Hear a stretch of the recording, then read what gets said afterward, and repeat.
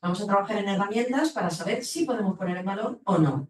Y una de las herramientas fundamentales que vamos a trabajar es el inventario, porque es la primera y es fundamental para saber qué tenemos y valorar qué es lo que tenemos y saber si lo queremos poner o no.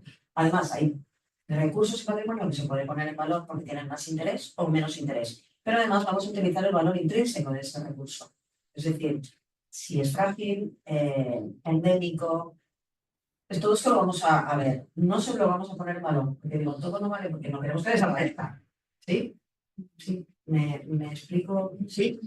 Vale. Pues visto esto y más o menos sabiendo lo que son las herramientas, voy a empezar por lo que serían las bases para la puesta en valor. Yo lo que he hecho es como hacer un resumen, porque no tenemos tiempo, y luego vamos a utilizar algunas herramientas. No vamos a poder trabajar todas, pero yo os voy a hablar de todas. Entre el día de hoy intentaría hacer toda esta visión genérica de todas las herramientas que hay y luego trabajaremos en algunas. ¿Me parece bien?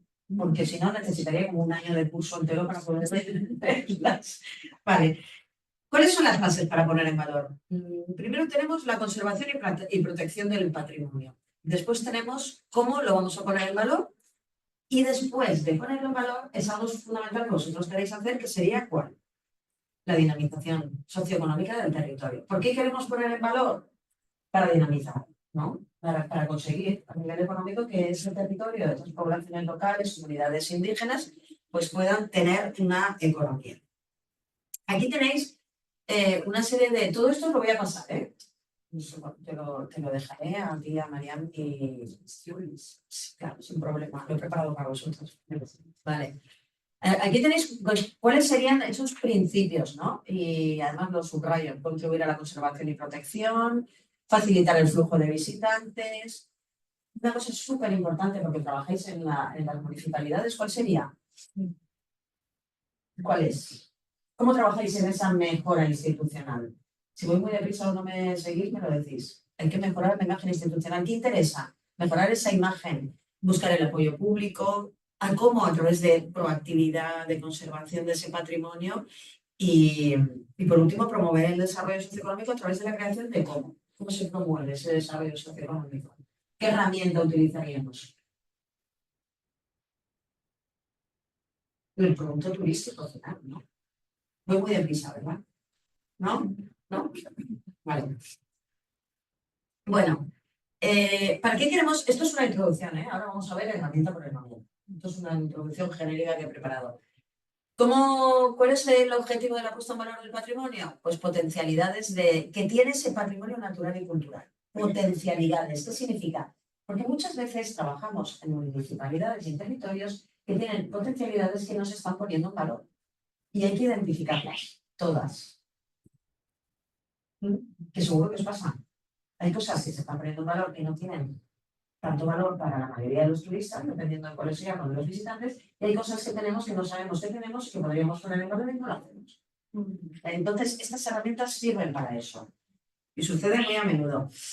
¿Y cómo se analizan? Pues nosotros vamos a trabajar en cómo impactan también las actividades. Los recursos que tienen mayor vocación interpretativa-turística. ¿Qué significa?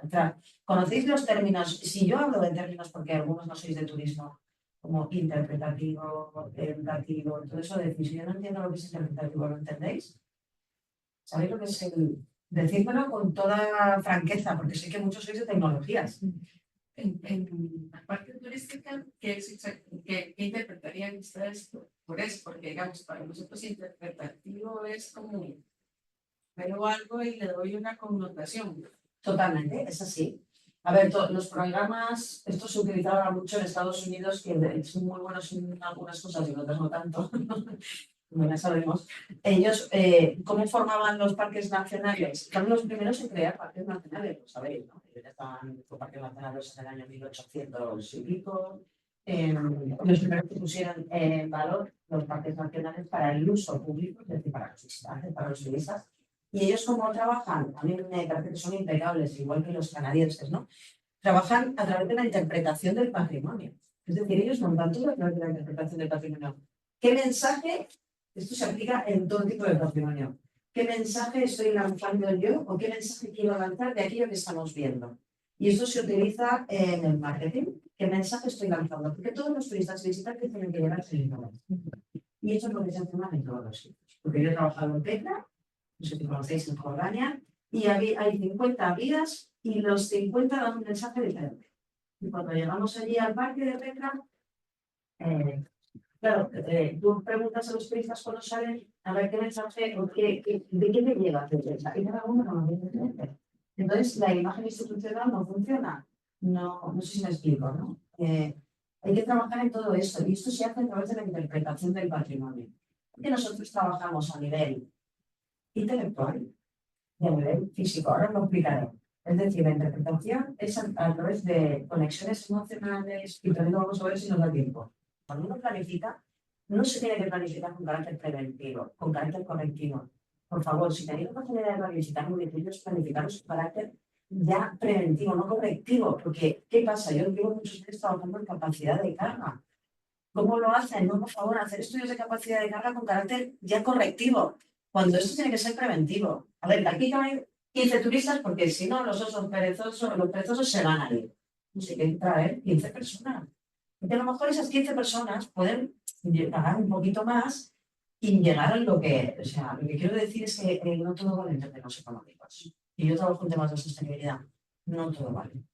Menudo rollo se acaba de soltar, ¿no? Bueno, va. Bueno, yo decía, aquí tenéis herramientas, la capacidad de carga, demanda potencial, que lo veremos, porque una cosa es la demanda real, que es lo que tenemos, y otra es lo que podríamos tener. Vamos a trabajar en infraestructuras, equipamientos, servicios y todo eso. Vale, voy muy deprisa y estáis hechos un lío ya o no.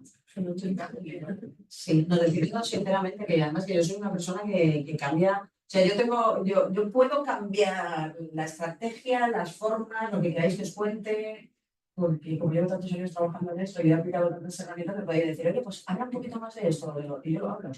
No, ¿vale? Por favor, sentiros libres, los que estáis allí, en vuestras casas, oficinas, despachos o aquí, libres para lo que queráis. Bueno, aquí, ¿cómo son las acciones? Pues vamos a desarrollar esas herramientas, vamos a adecuar esos elementos y vamos a poner planes de comunicación en marcha, pero reales, ¿no? Y ahí es donde entra ya lo que sería todo el tema de turismo inteligente. Bueno, pues vamos al lío. Vamos a ver una por una las herramientas. Os voy a preguntar sobre ellas, vamos a compartir. Y luego ya vamos a trabajar en las herramientas, pero voy a dar una visión genérica de todas. ¿Os parece bien? Vale. Bueno, aquí he hecho una especie de agenda de lo que vamos a ver en el seminario para centraros un poquito, ¿vale? Vamos a ver la introducción de la puesta en valor, que ya lo hemos visto.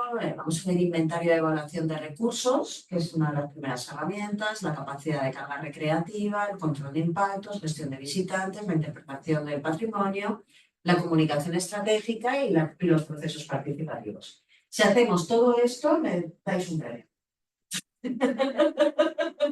¿No? Porque es como, wow. Qué pasada de cosas que vamos a ver si somos capaces. Esto es como la gincana. Esto es como pasar una gincana igual.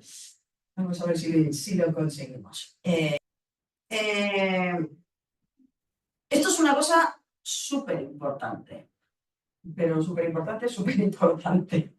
Mirad, es básico. Puesta en valor del patrimonio natural y cultural. Tenemos 3.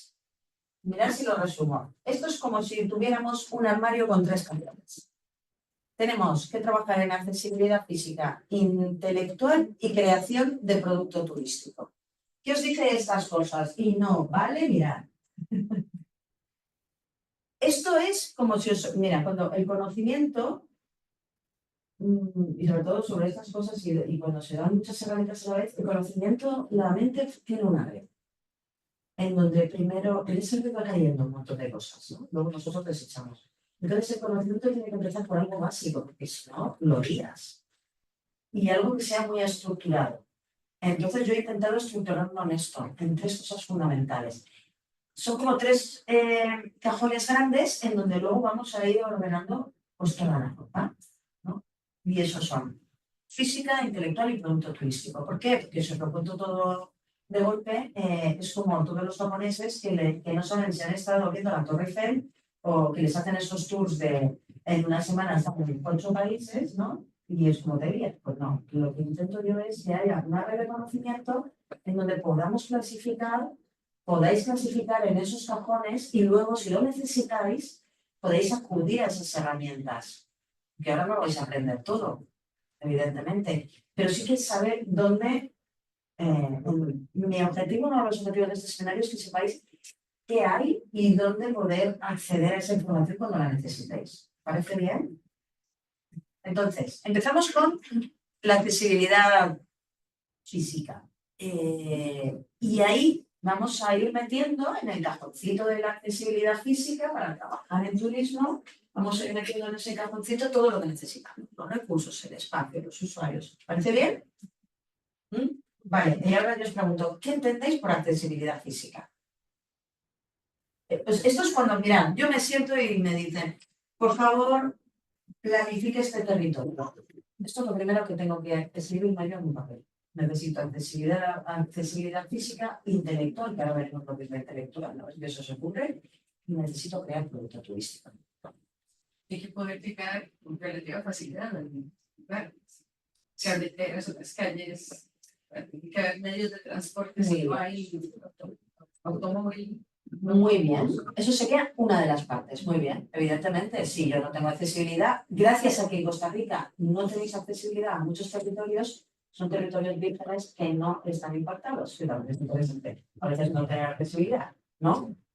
Muy bien. Las Otra. condiciones físicas.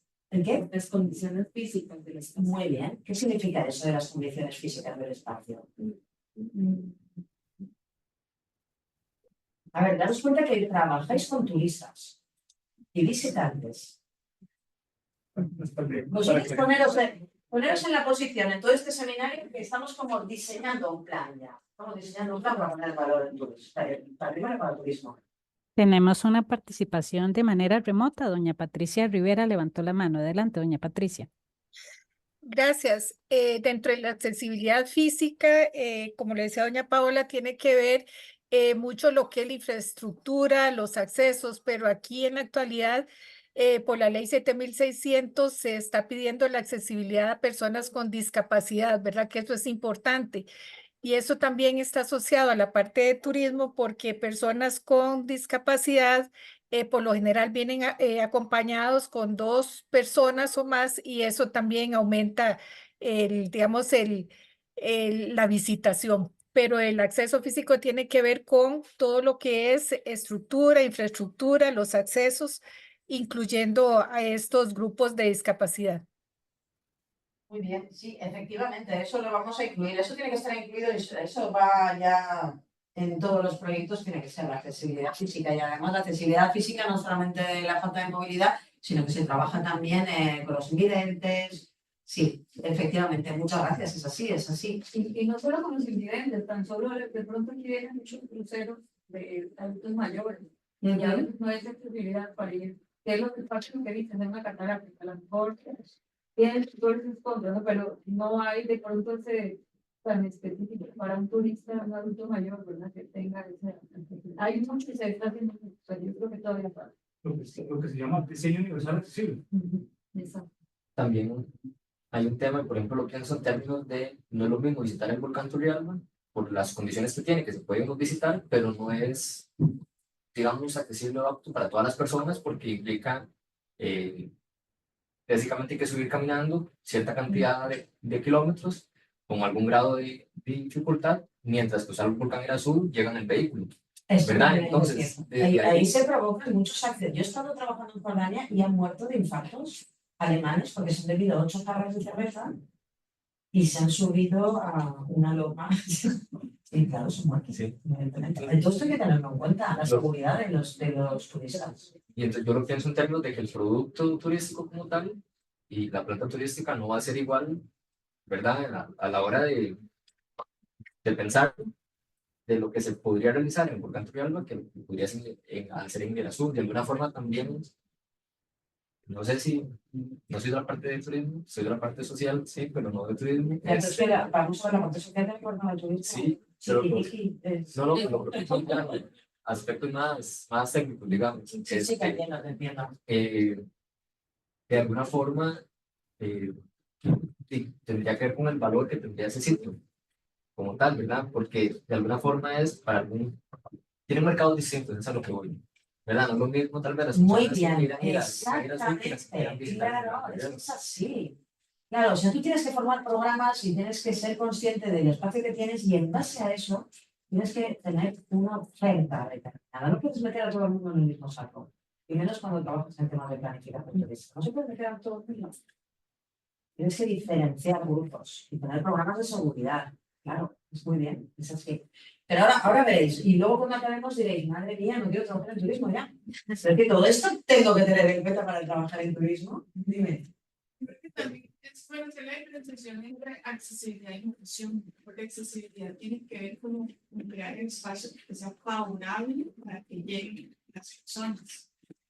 Inclusión significa que todas las personas pueden sentir que pueden ir a disfrutar de ese espacio. Muy bien, así es. Sí, no se puede mezclar. Va en el mismo sitio, pero no. Claro. Y ya esto, o sea, es bueno separarlas, no por un tema de términos, sino también por un tema de estrategia, porque digamos, no podemos, hay lugares que excluyen a ciertas personas, pues si hay que caminar por rocas, es un sitio histórico, ¿verdad? Entonces, ¿cómo hacemos? No se puede hacer accesibilidad. A ver, ¿por qué no se puede hacer accesible todo? Porque no puede ser intrusivo en creación de equipamientos, infraestructuras para que todo el mundo vaya, porque no, porque al final te vas a cargar todo el ecosistema. Es decir, no se puede crear pasarelas, hay cosas que se podrán hacer y cosas que no. Y si no se puede llegar, pues no se puede llegar. Pero lo que vamos a hacer es hacer equipamientos e infraestructuras para que todos lleguen, no es posible. Entonces vosotros sois los que planificaréis esa posibilidad o no, en base a la conservación del patrimonio siempre. ¿Qué es lo que hay que tener en el primer lugar? Que yo voy a conservar el patrimonio. Lo más importante es conservar el patrimonio, no que lleguen las personas. A ver si me explico. Lo más importante es el patrimonio. Porque si no tenemos patrimonio, no podemos, ¿no? Entonces, y luego ya viene lo demás. Y súper bien lo que has dicho, ¿no? Ya viene lo demás. Bueno, todo lo que habéis dicho está muy bien, pero os habéis quedado en una parte sesgada de lo que es la accesibilidad física, lo habéis, que es lo normal, pero yo le he dado más vueltas a todo esto, ¿no? Con el paso de los años y trabajando en territorios. Fijaros cuántas partes tiene la accesibilidad física. En primer lugar, estamos hablando de qué. ¿Qué tenéis ahí? El espacio, ¿no? Después estamos hablando de los recursos. Todo esto es la accesibilidad. Esto es accesibilidad física. Decimos que estamos haciendo cajones, ¿no? La física y después estamos hablando de la intelectual, ¿de acuerdo? Tenemos a los usuarios, que son las personas que van a generar economía y los que van a venir a visitarnos. Y tenemos las actividades, equipamientos y servicios. ¿Sí? Hasta ahí. Vale, ahora sin mirar, decidme qué es lo que tenemos. Sin mirar. No voy a mirar. Vuelvo a repetir, espacio, recursos, usuarios y actividades. Ya lo digo. ¿Qué tenemos? Yo sé que ya lo todos.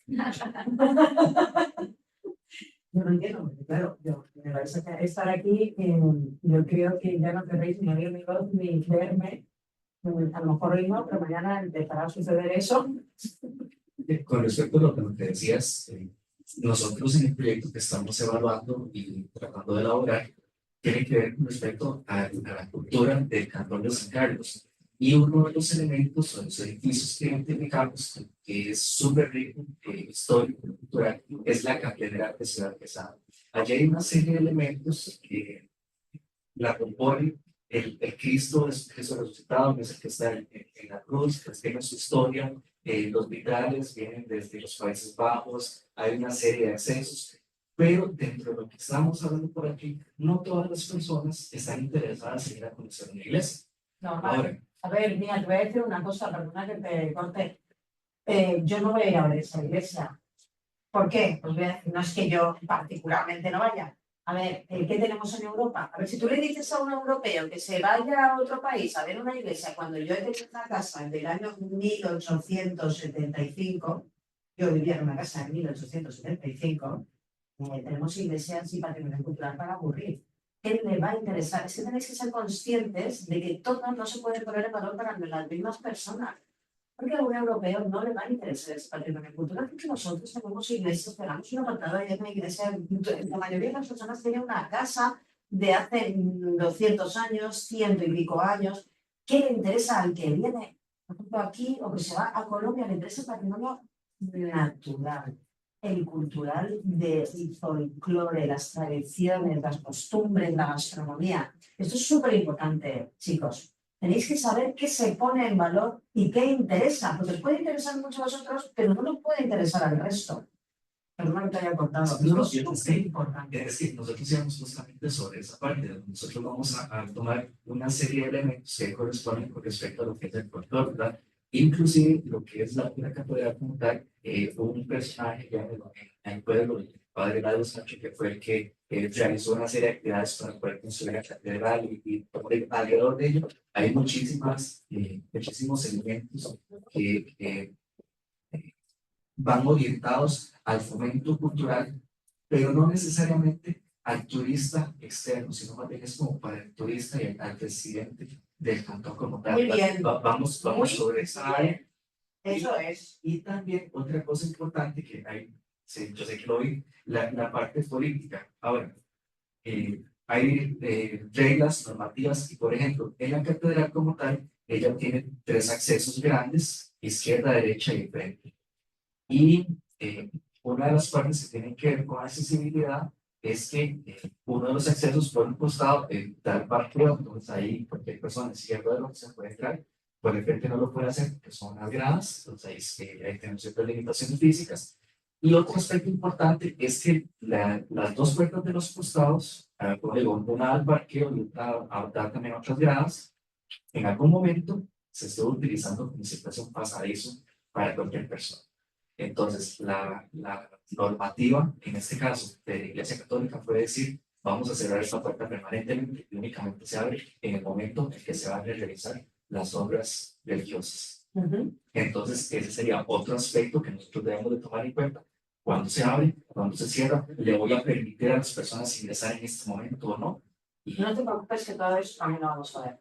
bueno, Os voy a hablar de la disponibilidad de los recursos. A ver, es que muchas veces es, ¿qué disponibilidad tiene mi recurso en el tiempo, en el espacio? O si quiero ver a ver, ¿van a estar o no van a estar? Eso hay que tenerlo en cuenta en todas las planificaciones también. y quería aterrizar en eso, es que son muchísimas las variables que nosotros tenemos con respecto a lo que estamos viendo de un solo lugar para ver si es posible o no, o explotarlo, o ponerlo en valor, o qué vamos a hacer con O él. sea, Bueno, ya, sí, cuando salgas por esta puerta, la palabra ¿eh? No, ponerlo en valor. Es que explotarlo significa que me lo... Es que el vocabulario a veces, y más veces no, para mí las palabras son súper importantes. Sí, pero vosotros no trabajáis en turismo, os lo permito, pero los que trabajáis en turismo no, ya no es. No, necesariamente lo de nosotros es fomento y es un tío más enfocado al área cultural que turística, pero pues va de la mano, pues. No, hombre, el área cultural y el turismo va todo de la mano. Luego, os voy a poner también una clasificación del patrimonio súper fácil y sencilla, de patrimonio natural, cultural, material, inmaterial, folclore, tal. Os pondré una tabla y veréis todo ahí. Es súper difícil. Por eso os digo que hay que tener en cuenta tantas cosas que, bueno, ahora lo veréis, que se ha ido la presentación, ¿no? Bueno, estábamos hablando de la accesibilidad física, ¿no? Englobaban muchas cosas. Vamos a la primera parte. La accesibilidad física, bueno, otra la accesibilidad física. ¿Qué tengo que tener en cuenta? ¿Lo puedo pasar? Bueno, como os decía, accesibilidad física, el espacio donde vamos a trabajar. No es lo mismo el recurso que el espacio. Eso lo sabemos, ¿no? Porque ninguno de vosotros me habéis hablado de espacio, me habéis hablado de patrimonio. ¿Pero dónde está el patrimonio? ¿Dónde se encuentra el patrimonio? ¿Qué tipología de espacios hay? Voy a hacer un examen. Claro, primero tenemos que saber en qué espacio estamos trabajando. Parecerá una tontería, pero no lo es. ¿En qué espacio estamos trabajando? ¿Qué tipologías de espacios hay? A ver, decime. A ver, manos levantadas. Yo tengo la mano levantada. Una consultita. En esa En esa categoría de espacio, cuando habla de características físicas, tendrá que ver, por ejemplo, si es un espacio con características asociadas a la ruralidad, si se encuentra en un área urbanizada, si se encuentra, por ejemplo, el otro término que está por ahí es, digamos, la accesibilidad, si es marítima, si es aérea, si es terrestre. Entonces, me imagino que tiene que ver con todos esos maneras de cómo se ingresa a ese espacio, ¿verdad? Si en el elemento de legislación, si tiene que ver o está asociado a un plan de desarrollo, ¿verdad? Y lo que acá en Costa Rica llamamos usos de suelo, ¿verdad? Sí, que sería la Y zonificación. exacto, más o menos por ahí esas son las palabras que se me vienen a la cabeza. Sí, muy bien, muy bien. Así es. Muy bien. Pero yo pregunto si algo de pronto decimos, a ver, ¿en qué espacio geográfico estoy trabajando? ¿En qué espacio? Me refiero a montaña o Muy zona bien. urbana y todo eso. Sí, lo que decía Marian. Es súper fácil. Tenemos los espacios litorales, ¿no? Los espacios rurales. Es decir, sí. Lo que decís de montaña son espacios litorales, espacios rurales, espacios naturales, que pueden coincidir o no con los rurales y pueden coincidir o no con los litorales. ¿Sí me seguís? Espacios naturales, sobre todo donde están los espacios naturales protegidos, las áreas protegidas. ¿Sí? Y los espacios urbanos. Tened en cuenta esta clasificación, porque tenemos que ir siempre desde lo general a lo particular. Es decir, nosotros no vamos a trabajar con recursos, vamos a trabajar con recursos en un espacio natural, en un espacio litoral, en un espacio urbano, en un espacio rural. ¿Sí? No es lo mismo. ¿Vale? Entonces ya tenemos eso. ¿Me seguís, no? Vamos de lo general a lo particular. Ya tenemos esas características. ¿Qué tipo de espacio tenemos? ¿Cómo se estructura ese espacio? ¿No? Ahora veremos más cosas. Y si tiene vías de acceso, de comunicación, qué legislación hay en la zona, que vosotros lo sabéis más que yo, porque yo no conozco la legislación de vuestros países. Y también tenemos que tener en cuenta la capacidad de carga, que también hablaremos de ello. Y os explicaré cuántas capacidades de carga hay y qué interesante es. Porque no solamente la capacidad de carga de que no degrade los recursos, los visitantes, sino que también no hay que degradar a las comunidades locales y poblaciones indígenas, que es el confort con el que ellos se sienten, porque no puede haber más turistas que pobladores. Y de eso en España sabemos mucho, porque vienen tantos turistas que hay turismofobia, se llama, y está acuñado ese término, turismofobia. De lo que está pasando en Valencia también. ¿Por qué? Porque hay tantos turistas que ya nos han expulsado de las ciudades. ¿Y qué pasa? Se encarece todo. Entonces, si yo planifico el turismo, lo tengo que planificar de manera... Yo voy a dar una cosa muy básica. Nunca el número de turistas puede exceder el de la población.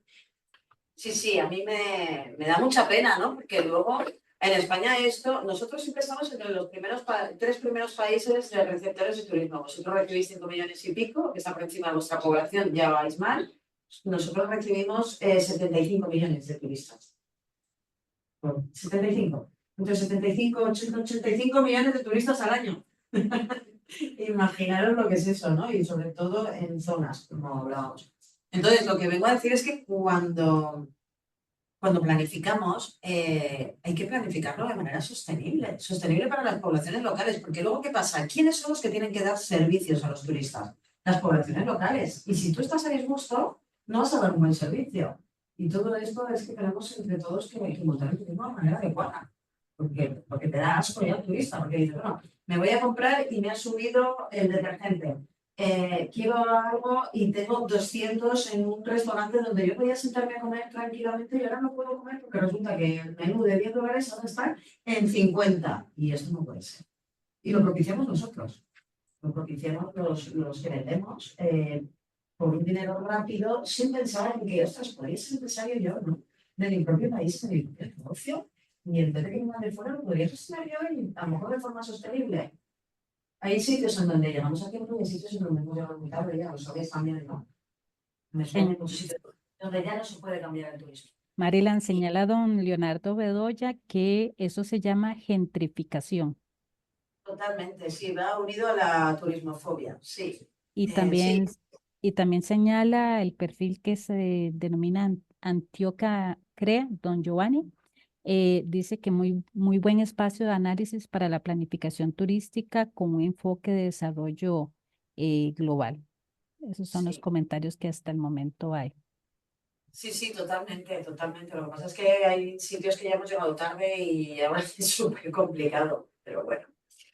Bueno, seguimos. Tenemos el espacio que ya lo hemos definido. Los recursos, cuando ya sabemos dónde vamos a trabajar, si tenemos accesibilidad, bla, bla, bla. Los recursos, que es el patrimonio, que vamos a ver la clasificación. Vuelvo a repetir que yo estoy ahora en la generalidad, ¿sí? Luego veremos particularidades. En los recursos, ¿qué tenemos que hacer? ¿Cuál es la primera herramienta y la fundamental? Hacer un inventario. ¿Qué tenemos en el territorio? Después de qué tenemos, ¿qué es lo que vais a trabajar vosotros? Os he pasado una ficha de inventario que os va a encantar, vais a decir, Colín, qué pasada de ficha, qué larga, no la acabaré nunca. Luego la podéis utilizar esta noche si no podéis conciliar el sueño y podéis continuarla para mañana.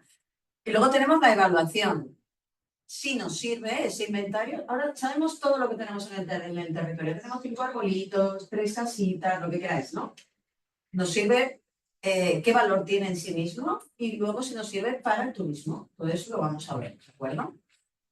Luego, otra parte fundamental son, ya sabemos en qué espacio trabajamos, sabemos qué recurso tenemos y estamos preparados para saber qué tipo de usuarios, qué tipo de turistas, qué tipo de visitantes vamos a tener, o ya tenemos o podemos tener. Eso se llama demanda potencial. La real es la que tenemos y la potencial es la que podríamos tener. Y veremos cómo se puede tener.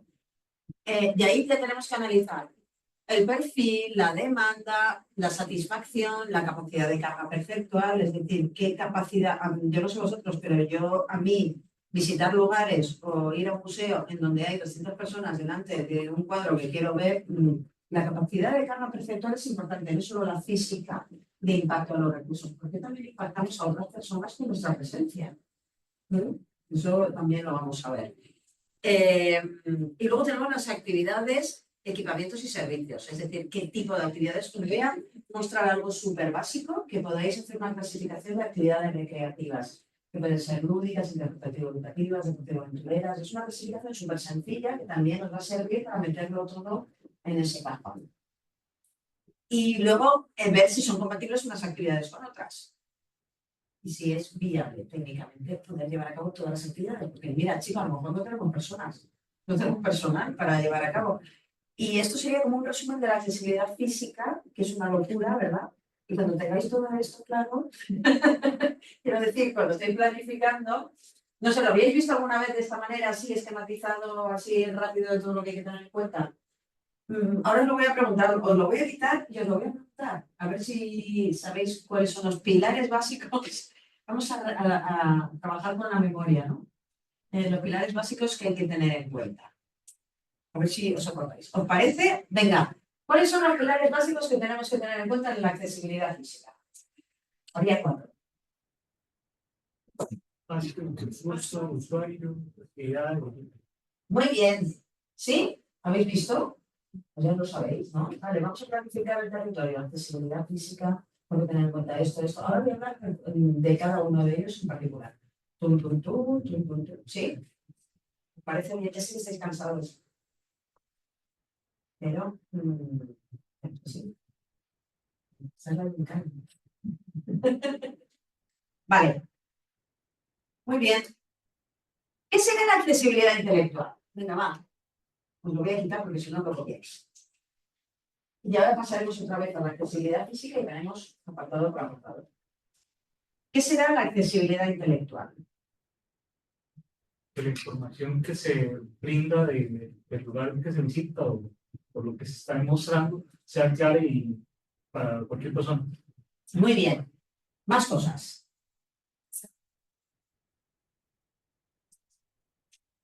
Más cosas. ¿Habéis pensado alguna vez que también tenemos que trabajar en accesibilidad intelectual? ¿Sí? Todos los días lo pensáis cuando me levantáis. No, lo primero que hacéis con el café es, ¿no? Eso lo vemos en el día a día y en el sistema educativo. O sea, no le vas a dar,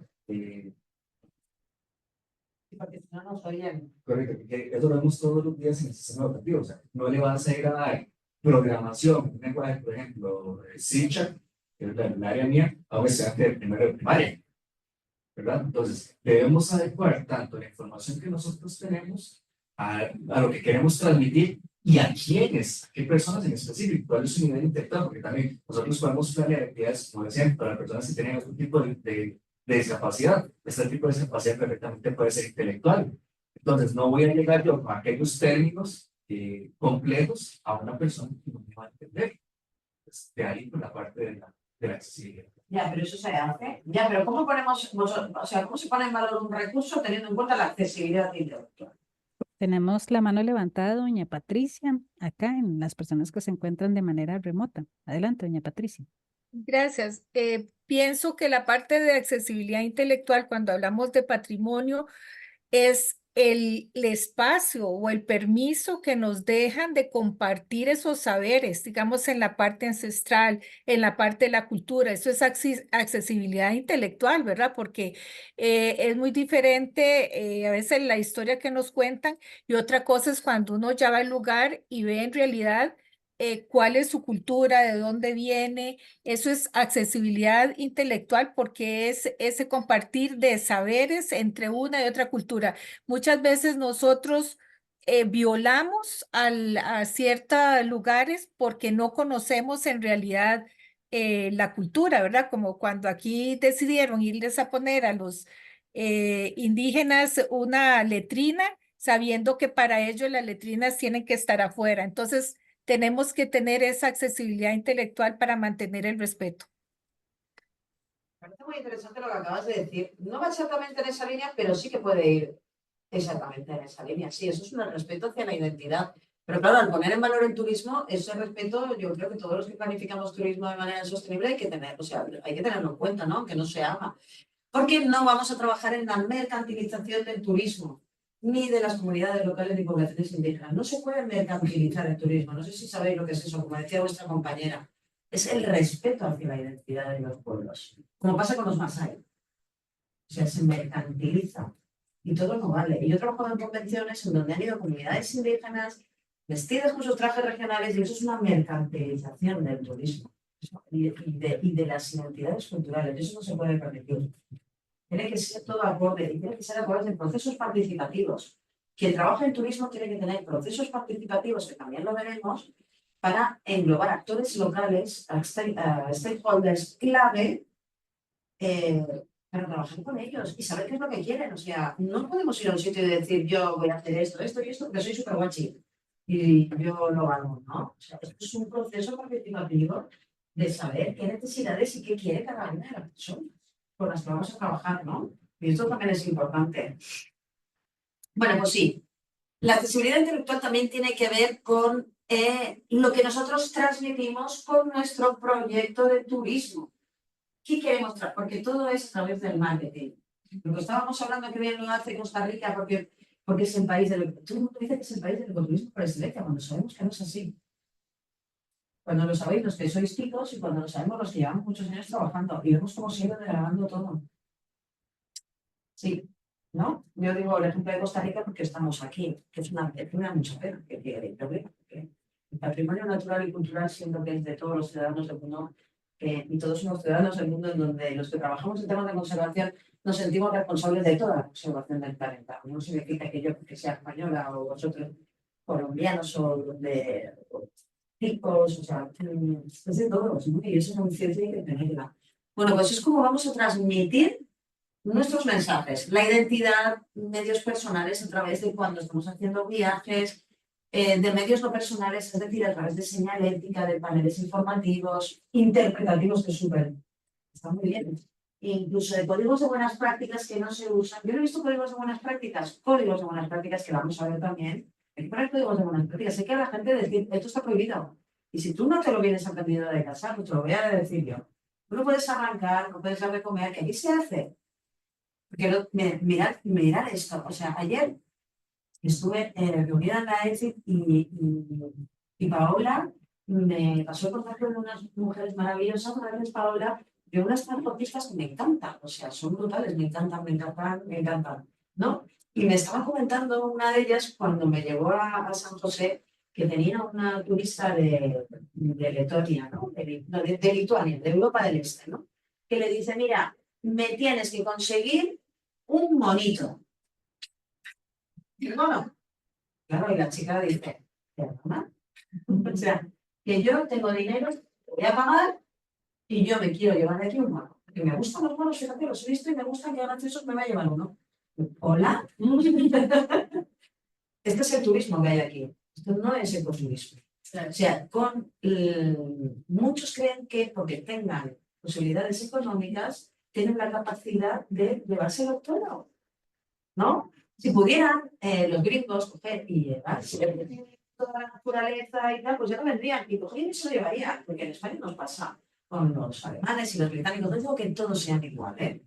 Claro, no es que yo sea racista ni nada de nada, yo creo que tengo turismofobia. Porque muchos vienen y se lo llevarían todos a sus países y dices, oye, es que las cosas pertenecen al lugar de donde son. O sea, es que no puedes disociar este árbol de donde estamos, no puedes disociar a la identidad cultural de los pueblos de donde están.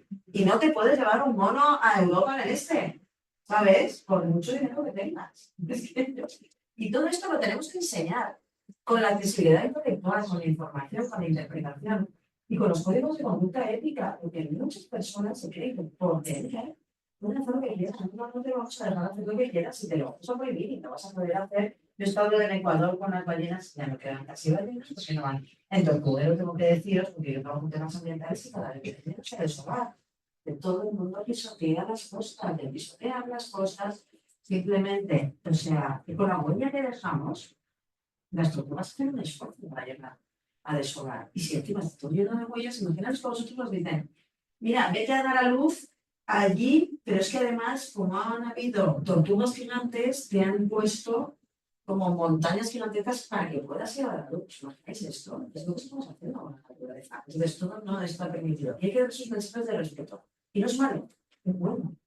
Entiendo que, claro, mira, las tortugas deshogar son 30, 40, 50 dólares, 15.000 visitantes que hay al día, algunas veces imaginaros los ingresos que hay, pero es que está comprobado por biólogos que las tortugas ya no están viviendo, no había captado nunca. Entonces yo siempre soy muy insistente en que las planificaciones tienen que ser sostenibles. Y así tenemos un turismo sostenible que lo hay, y concienciado, y además está dispuesto a gastar más dinero. Es verdad, es que es así. Es así. Sí, pasa, dime. Marilyn, acá tenemos una participación de parte de don Leonardo Bedoya. Dice, respetar a las comunidades étnicas debe ser un turismo consciente y responsable. Ese problema de muchas agencias de viajes que trabajan con un turismo de carácter masivo. Y también quería como mencionar acá, sobre todo con respecto al numeral 4, ¿verdad? Que habla sobre la gestión de visitantes, patrón de visita, gestión, saturación. Y también con el punto 2, la importancia dentro de este criterio, ¿verdad? El asunto del guiado, ¿verdad? Crear una profesionalización, ¿verdad? Más específica para los guías, ¿verdad? Creo que, bueno, por las particularidades de nuestro país, creo que es un elemento que se ha desatendido en cierta forma a nivel nacional desde lo que he logrado trabajar hasta el momento, que implica también una profesionalización, ¿verdad? Creo que eso es un elemento importante para reforzar y en cierta forma es un medio, lo visualizo así, ¿verdad? Como un medio para proteger ese patrimonio natural y cultural, ¿verdad? No cualquier persona puede ser guía, como no cualquier persona puede ser médico, abogado o una persona que se dedica a la ingeniería, ¿verdad? Hay niveles de profesionalización y conductas esperables que a veces se olvidan. Yo estoy totalmente de acuerdo con lo que decís. Se está desprofesionalizando el sector, porque yo también trabajo en ese ámbito y trabajo formando a guías y los guías es una persona muy importante que transmite todo lo que estamos diciendo, el aprecio, la interpretación, el aprecio, y además te está dando todas las normas, tienes un contacto directo y es el que trabaja con los sentidos, que también veremos la interpretación del patrimonio. Y es súper importante. Y no se está descuidando solo aquí, se está descuidando en todos los países, ¿eh? En todos los países. Y además, las personas creen que porque tú ya tengas un teléfono y saques información, pero lo más importante yo creo que es que sea el contacto personal. Es decir, los medios personales y el guiaje es lo mejor para las experiencias satisfactorias. siempre. Es así. En la gestión de visitantes para mí es esencial que haya un guía intérprete del patrimonio y además que te lleve todo el acompañamiento. Sí, totalmente. Bueno, ¿qué más? Veremos la gestión de visitantes, tenemos los programas de interpretación del patrimonio y cómo vamos a divulgar ese patrimonio, que puede ser webs, proyectos, campos, mapas, todo esto lo sabéis. Bien, hasta aquí lo que es la accesibilidad intelectual. La accesibilidad intelectual es cuando básicamente estamos hablando de que tú montas un programa de turismo y tienes que hacerlo flexible. ¿Qué significa eso? Que tu programa de turismo tiene que ser entendido por las personas que van a recibir ese programa de turismo. Y ahí entran los medios personales y no personales, la imagen corporativa, las marcas. Tienes que hacerlo accesible y con mensajes claros y directos y concisos. Fijaros, hay estudios psicológicos que dicen que cuando nosotros estamos diseñando, imaginaros un panel interpretativo, porque no tenemos guías y estamos interpretando pues, una especie arbórea o lo que sea. ¿Sabéis qué edad tiene que tener el que recibe esa información? O sea, una persona, para que entienda cómo estamos redactando esos mensajes, la edad general que están hablando es de 12 años. Es decir, un turista. Sí, un turista para que entienda los mensajes que vais a lanzar, y esto lo digo para los que estáis planificando, tenéis que hacerlo de manera que lo entienda un niño de 12 años. Esto es el turista generalista que se llama. No estamos hablando de un turismo científico, no estamos hablando de los tour watchers, que son a veces son más científicos o de astronomía. Estamos hablando del turista generalista que hay en todos los países.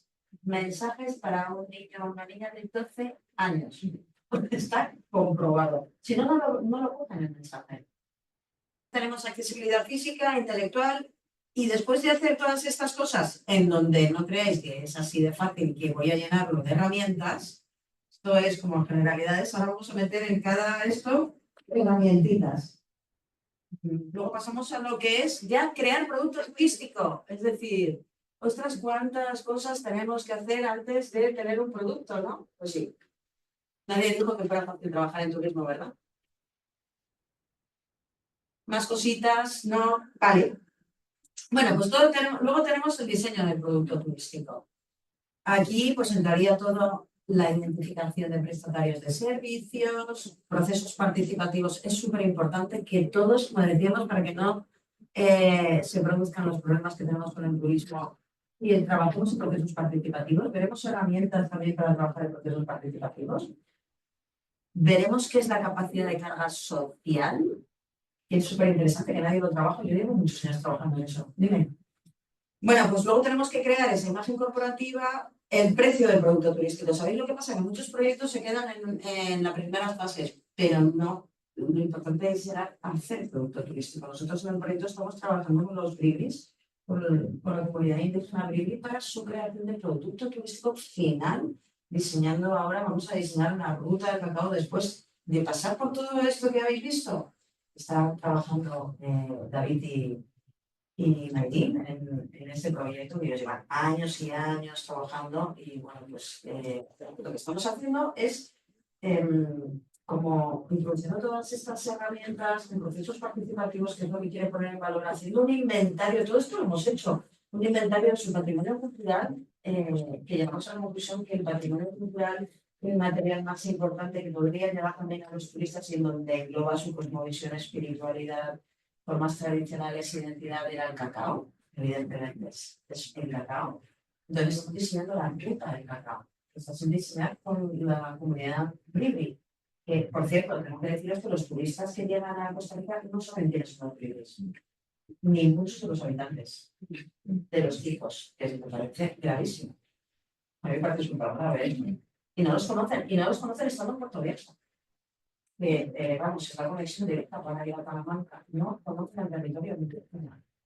Y para mí es lo esencial, lo más importante del turismo es la identidad. Y llevo muchos años luchando porque se conserve la identidad de los pueblos. Y muchas veces, claro, hay más en España, dicen, pero esta, ¿en qué trabaja? Porque a nadie le interesa realmente. Y yo lo sé, pero hay pocas personas que nos interesan mucho.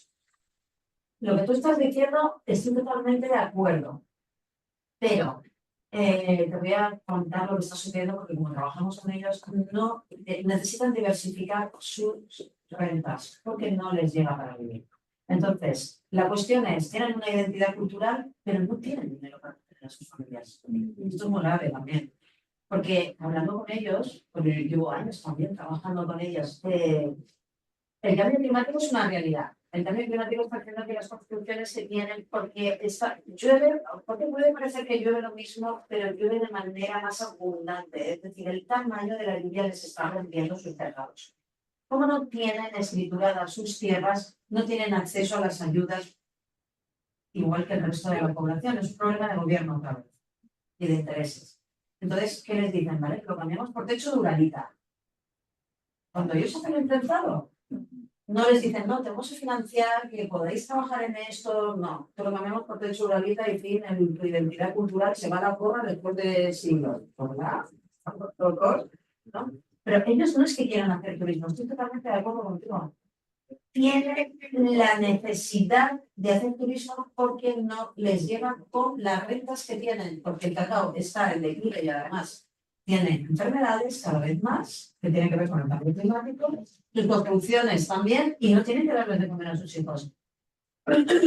Yo cuando empecé a trabajar en turismo creía que el turismo era fantástico y maravilloso y luego cambié al lado contrario de que es súper destructivo y horrible, y yo lo que hago es intentar que ese turismo sea lo menos destructivo.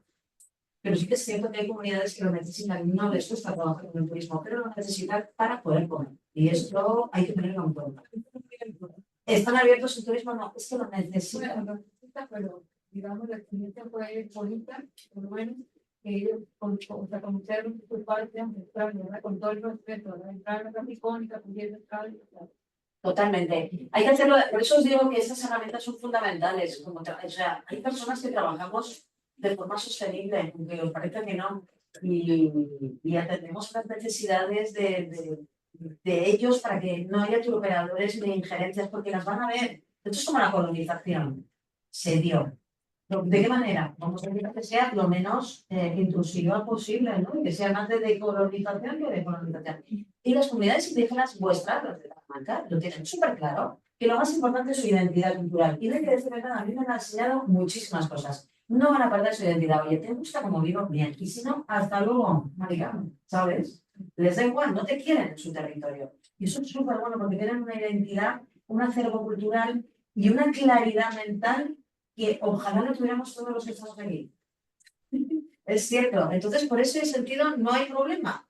Y saben que pueden tener a poquitas personas. Lo saben, pero también saben que lo necesitan. ¿Y cómo lo Tenemos necesitan? 2 comentarios acá, en virtud de lo que se pudo escuchar hace un ratito. Voy a proceder a leer, permítanme un segundito. Don Leonardo Bedoya señala, los productos turísticos potenciales deben ser identificados siempre en función del mercado turístico, es decir, deben estar dirigidos a un público específico considerando sus intereses de viaje, características de edad, ejes temáticos de preferencias, por ejemplo, naturaleza. Permítame un segundo que se me hizo pequeñito la pantallita. Por ejemplo, naturaleza, cultura, aventura, sol y playa. También deben considerar aspectos determinantes de la oferta, nivel de calidad del servicio, nivel de calidad y estética de la infraestructura. Y doña Patricia Rivera señala totalmente el respeto y el enfoque de turismo tipo regenerativo que va más allá de la sostenibilidad y se incluye la parte holística. Estos son los 3 comentarios que hay a partir de los comentarios que se generaron hace un ratito. Totalmente de acuerdo con todo lo que dicen. Pero, a ver, por desgracia, el turismo se ha tomado sobre todo en agencias de cooperación internacional al desarrollo porque es una de las pocas posibilidades de fuentes de ingresos que hay para la mayoría de las poblaciones. Siento decir esto, pero es una realidad. A mí me encantaría que vivieran de manera ancestral, como siempre han vivido, pero no es real, porque se les ha acabado la agricultura, se les ha acabado el cultivo del cacao, del banano, les están talando en el Amazonas todos los bosques, ¿y qué posibilidades de supervivencia tienen?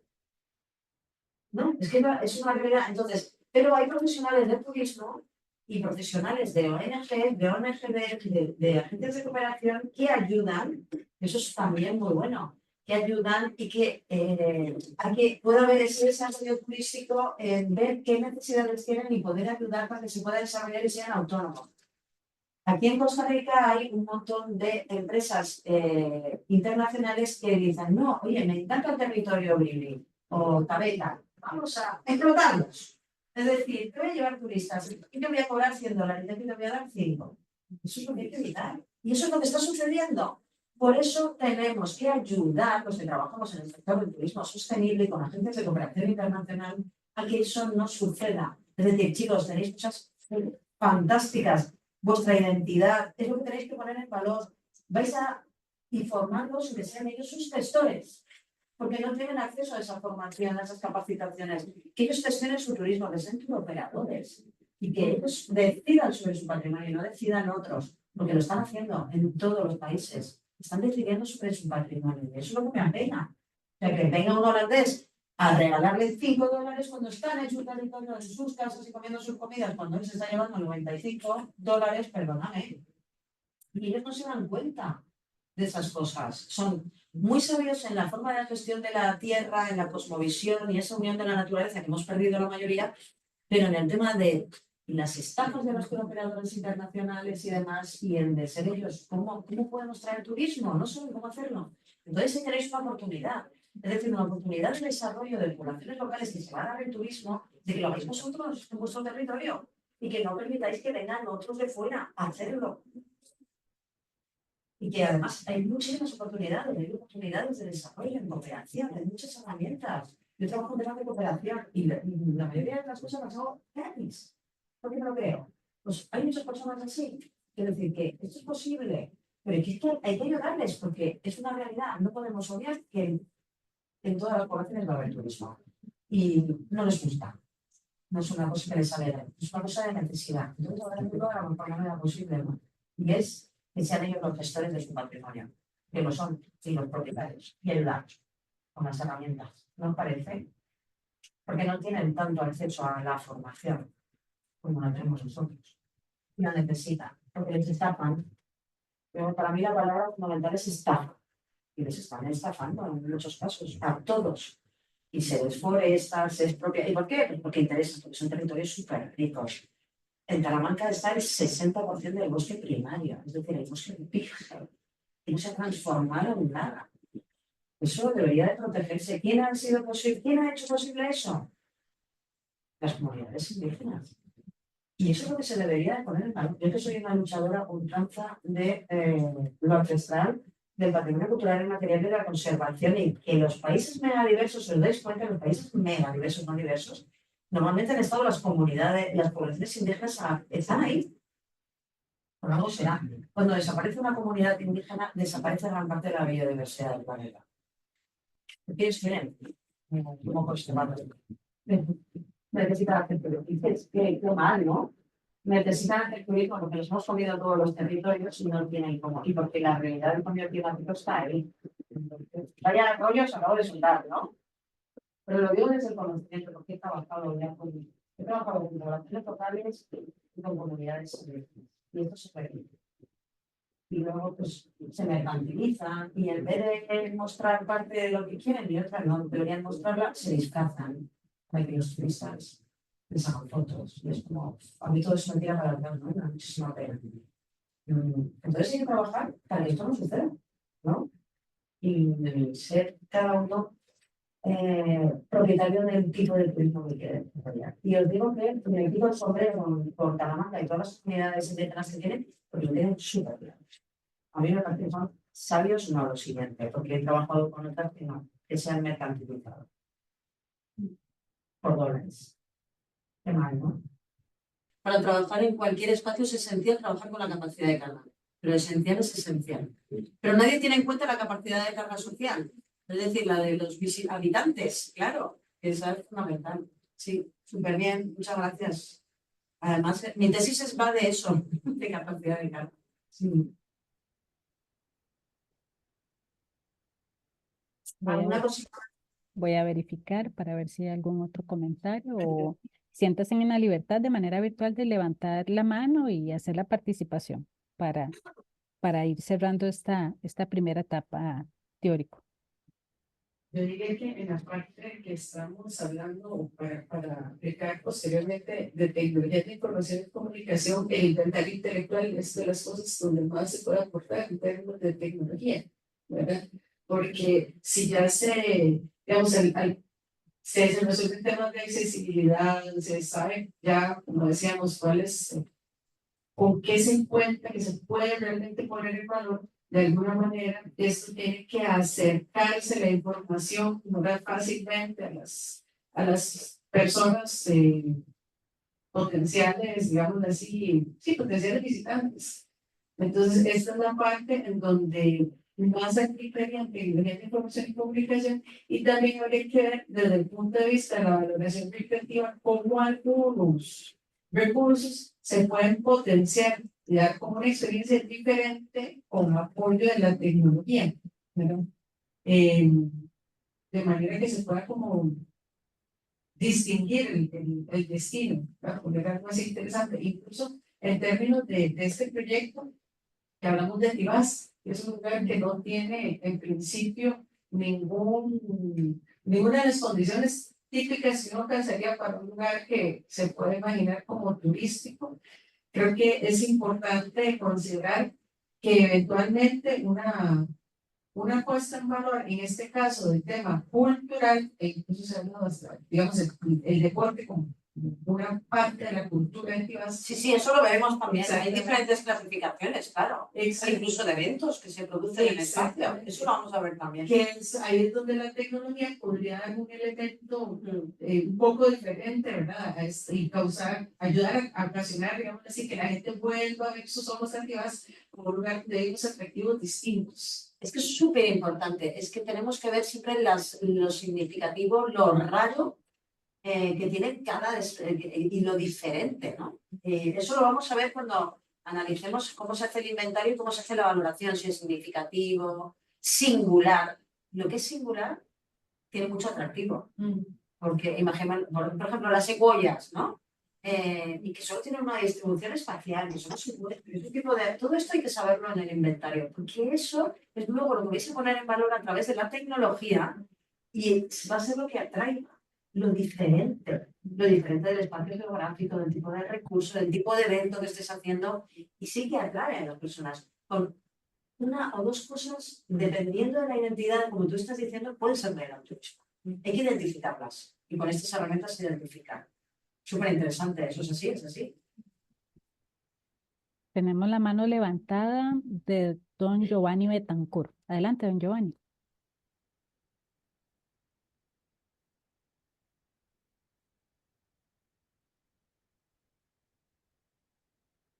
Giovanni estará... No está, se ha despistado. Sí está, ahí le veo la manita. ¿Me indica, don Giovanni? Hola, hola, ¿qué más? Gracias por este espacio tan exquisito, de verdad es como estar viajando. Entonces, eh, quería compartirles algo. Nosotros desde Antioquia CREA venimos promoviendo un enfoque de desarrollo local. ¿Qué significa esto? Global y local. ¿Por qué? Porque se sobreentiende que ahorita estamos interconectados, o sea, Antioquia, por ejemplo, viene recepcionando muchas personas. Eso, como ustedes mismos lo saben, implica muchos retos, el atenderlos bien, pero también el mitigar ciertas problemáticas que se generan. Entonces, en esa misma línea, nosotros venimos ayudando a que ciertos sectores adopten estrategias TIC, TAC y TEP. Las TIC son tecnologías para la información y la comunicación. Las TAC son tecnologías para el aprendizaje y el conocimiento.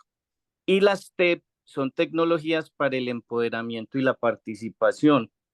Porque sabemos que de pronto allí puede haber una avenida que permita pues como planear mejor como todos estos temas. Y también venimos promoviendo o enfatizando en la necesidad de la asociatividad. Ahorita lo hablaban ustedes con el tema de que unos municipios se ven afectados por el tránsito, pero los recursos llegan a otros municipios o incluso a otras organizaciones internacionales en donde los municipios no son beneficiarios. Entonces, la creación de áreas metropolitanas, o sea, de acciones supramunicipales, permite como tejer todas estas cosas. Importantísimo lo que estamos haciendo hoy, educación, formación, sensibilización, porque solo así se puede pues como salvaguardar nuestro patrimonio, el patrimonio de cada municipio, cada departamento, de cada país, y a su vez pues generar un equilibrio en temas de desarrollo económico. Así es como funciona. Si no tenemos esas tecnologías, si no partimos de la información, la sucesión es informar para saber qué tenemos, qué hay que hacer, formar también, capacitar es esencial, evidentemente es esencial. Muchas gracias por la aportación. Claro, es que uno tiene que ser consciente, como decíamos antes, de lo que tiene en el territorio. O sea, no tienes por qué inventar. Lo que tienes. Vamos a hacer luego una ficha de... hoy no creo que nos dé tiempo porque nos estamos atrasando un poquito más, pero mañana sí, para hacer esa ficha, ¿no? Lo que tienes en el territorio y ver si lo puedes poner en valor o no. Y entonces eso es lo que hay que ver. Puedes tener patrimonio natural, cultural, o solo patrimonio natural, o solo patrimonio cultural, o solo eventos programados deportivos, por ejemplo. Es que depende de lo que tengas. Entonces hay que ver lo que tenemos y en base a lo que tenemos... Pero no hay que ansiar lo que no tienes, inventar o mezclarlo todo. Eso es lo que yo creo que estoy bastante en contra del turismo. Todo mezclarlo todo y querer hacerlo todo, no. Es que hay que tener algo que sea singular y ahí triunfarás. No quieras hacerlo todo. No, mira, es que tengo una catedral, es que tengo esto. No. Vamos a ver si la catedral es lo suficientemente atractiva para tener turismo. Vamos a ver si tiene el suficiente atractivo para atraer. Pero si no lo tiene, hay que hacer revistas. Esto, ¿no?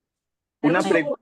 Hay dos participaciones a nivel virtual. Don Giovanni, adelante. Sí. O sea, qué retos tiene hoy el tema de nómadas digitales? Pues en el marco de lo que estamos hablando.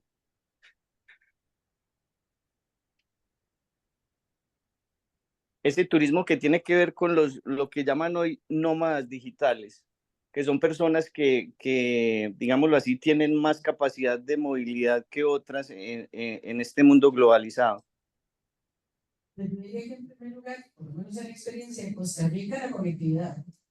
Porque no hay nómadas digitales sin conexión a internet. Habrá lugares muy turísticos donde uno quisiera estar y qué belleza poder trabajar ahí, pero simplemente es imposible.